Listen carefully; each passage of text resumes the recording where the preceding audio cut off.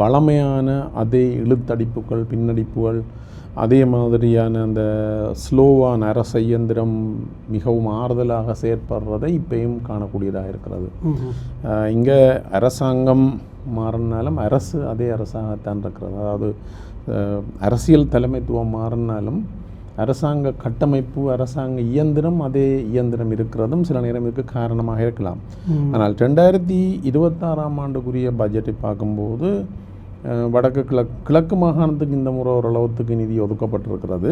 அது திருப்தி அளிக்கக்கூடியது என்று சொல்ல முடியாது. என்றாலும் வடக்கோட ஒப்படைக்க நிதி ஒதுக்கீடு கிழக்குக்கு கொஞ்சம் கூடுதலாக இருக்குது.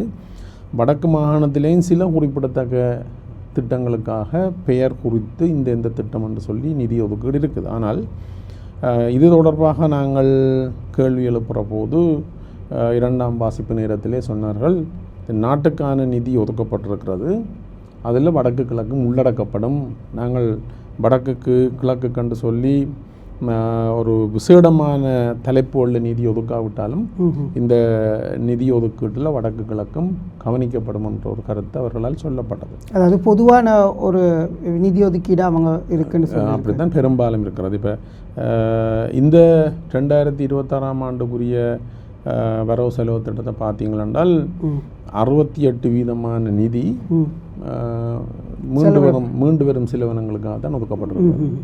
அதாவது அரச உத்தியோகத்தர்களுடைய சம்பளத்திலிருந்து அரசாங்கத்தை கொண்டு நடத்துவதற்கான செலவுகள் தான் அந்த பட்ஜெட் மொத்த பட்ஜெட்டில் 68%.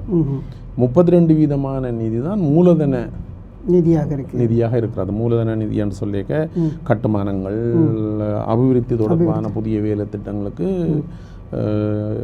32% நிதி ஒதுக்கப்பட்டிருக்கிறது.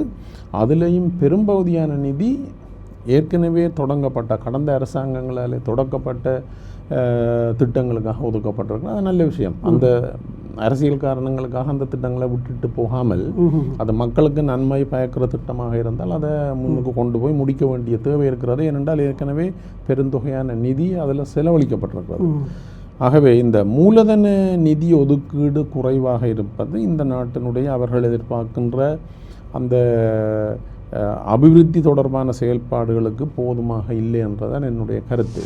மேலதிக செய்திகளுக்காக எமது யூடியூப் தளத்தை சப்ஸ்கிரைப் செய்யுங்கள்.